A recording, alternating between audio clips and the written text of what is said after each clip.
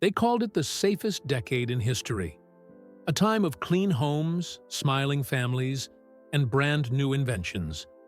But behind every polished surface, something deadly waited.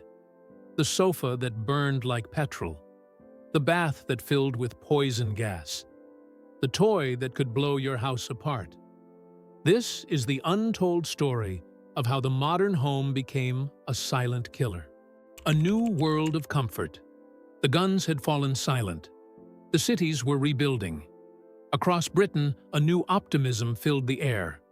Families longed not for grandeur, but for safety, a clean home, a warm bath, a place that felt modern and alive. This was the 1950s, an age of invention, color, and convenience. A time when the nation believed that science could rebuild not only the skyline, but everyday life itself.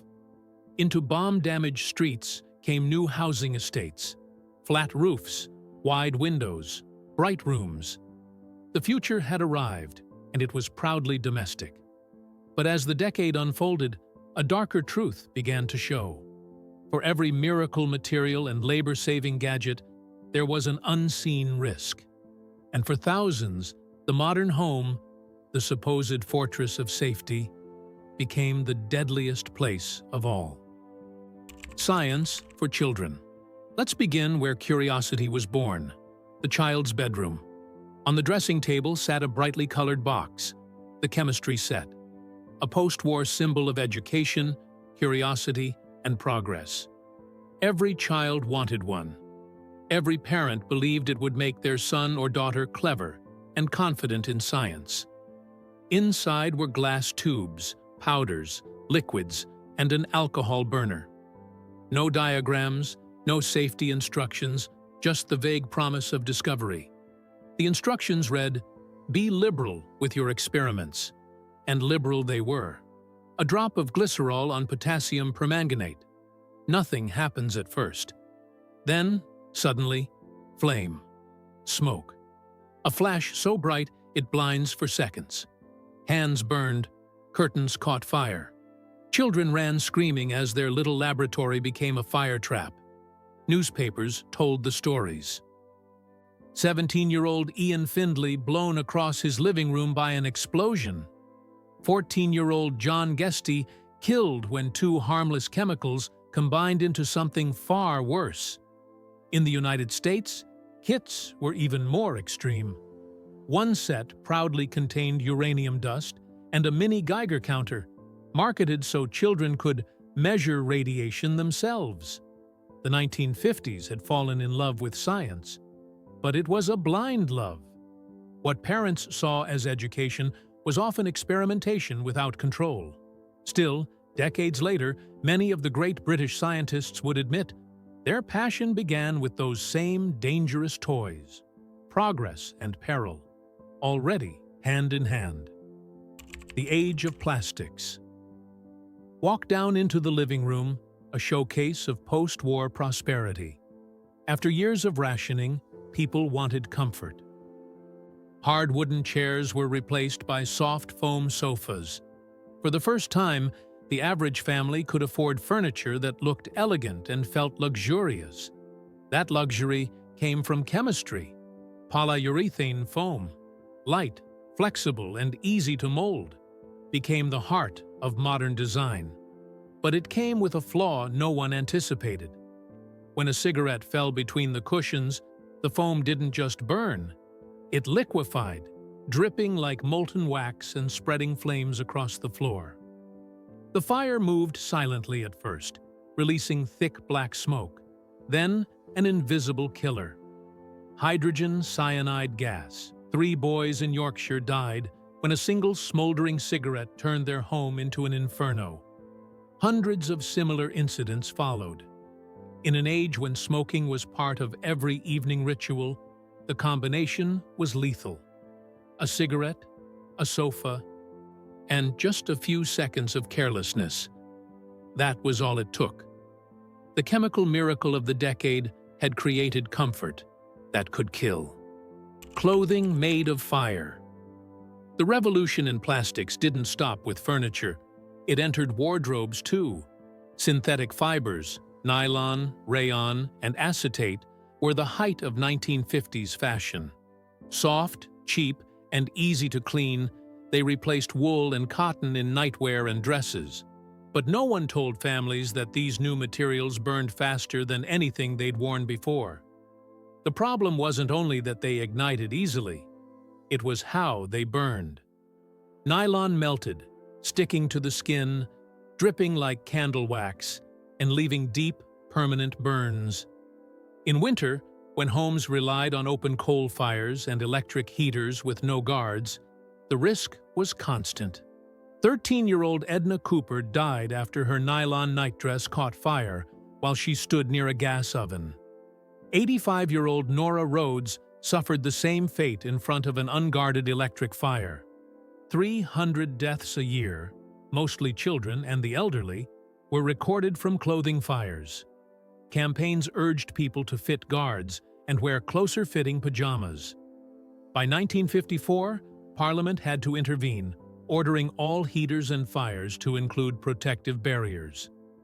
The modern miracle fabric had revealed its true nature: beautiful, but deadly. If you're still here, you already know how fragile comfort can be. Take a moment, like, share, or subscribe, so more people can uncover the hidden dangers history tried to forget. Every episode on this channel reveals another forgotten truth about how ordinary lives were shaped by unseen risks. Stay curious, stay cautious, and stay with us as we open the next door in the 1950s home: the television trap. From the bedroom to the lounge, every family wanted the newest centerpiece: the television. In 1953, Queen Elizabeth's coronation turned a nation of radio listeners into television watchers. By the end of the decade, 1 in 2 British homes owned a set. It was more than entertainment. It was status. But early television sets were electrical nightmares. Poor ventilation, bad insulation, and overheating valves made them prone to catching fire. One family in Nottingham escaped through a window when their TV burst into flames during the night. 4-year-old Victor Smith wasn't so lucky. He died near the set that had overheated and ignited his living room. For engineers, it was a design oversight. For the public, it was a betrayal. The government responded with new safety standards for electrical insulation and ventilation. Too late for those already lost. Even progress needed regulation, and tragedy forced it into being. The DIY revolution. The 1950s were not only an age of invention, they were an age of confidence. After the war, skilled tradesmen were scarce, so people decided to do it themselves. DIY became a national obsession. Magazines like Practical Householder and Do It Yourself Weekly filled newsstands. Paint companies, tool brands, and even TV shows encouraged everyone to pick up a drill and join the movement. It sounded harmless, until people started dying. Homemade wiring jobs caused fires. Ladders fell. People inhaled asbestos dust while insulating their garages. Contact adhesives caused hallucinations and chemical burns. One 27-year-old man was electrocuted while using a power drill near his houseboat. A faulty adapter meant the moment he touched wet ground, current surged through his body. Even bathroom installations became deadly. A father proudly installed an electric towel rail beside the tub. His daughter was later electrocuted when she touched it while bathing.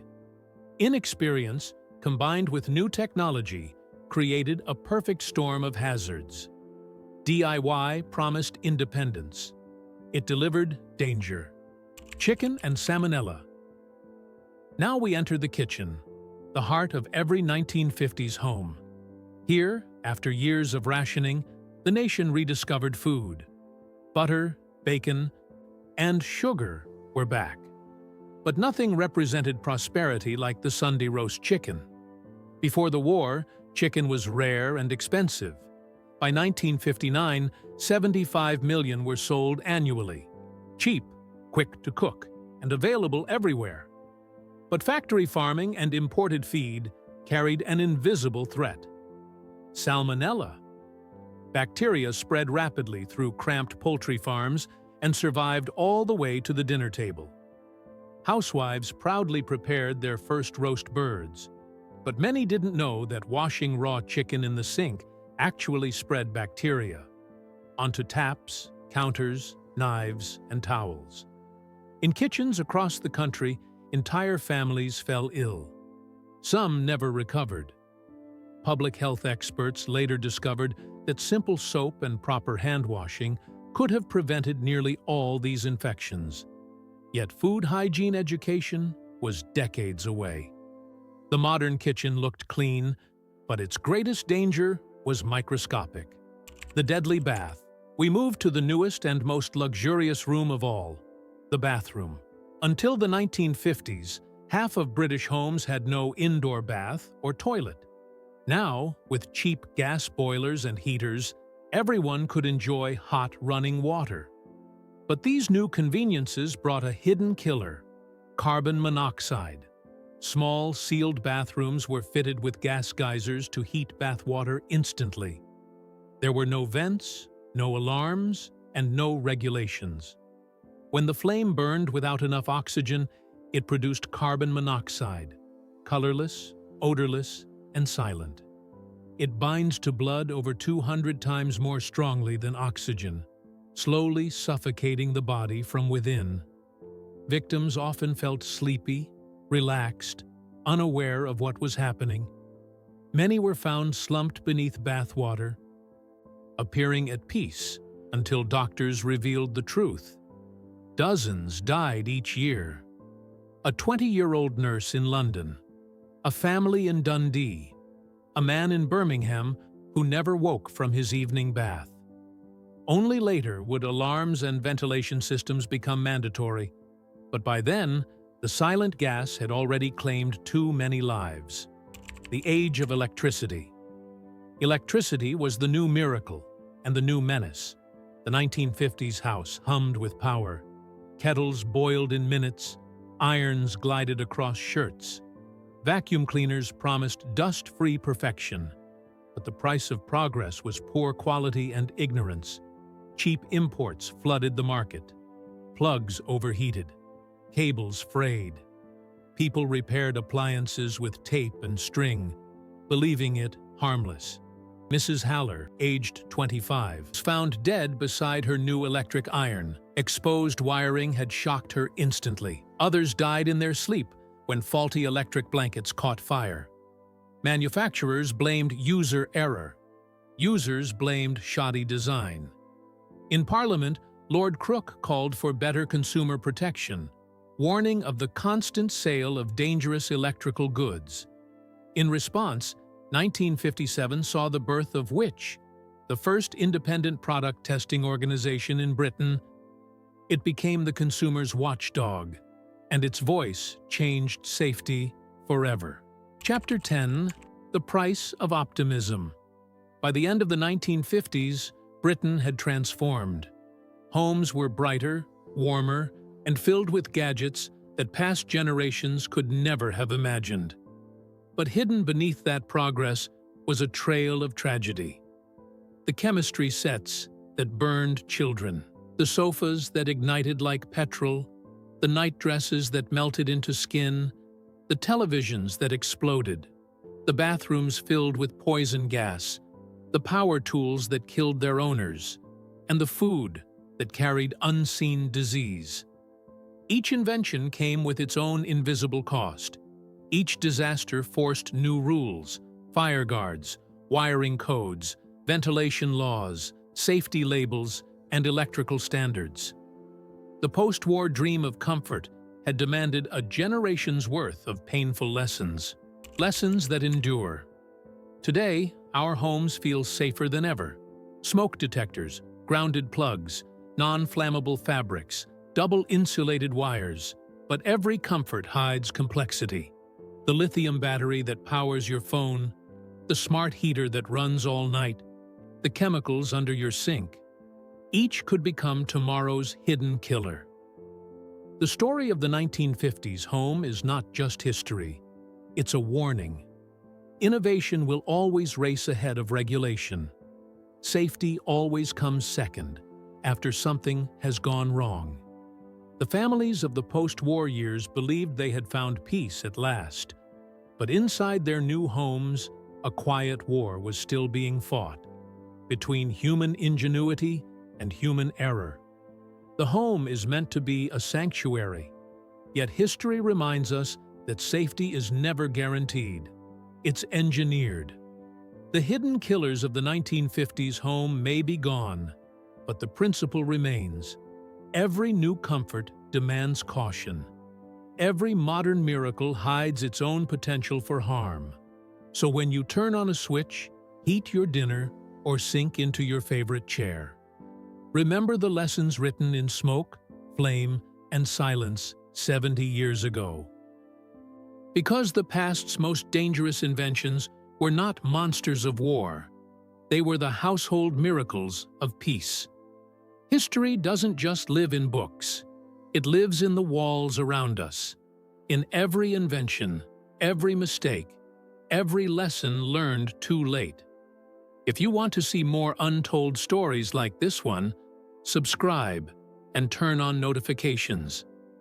It's how these forgotten warnings keep reaching new generations before history repeats itself.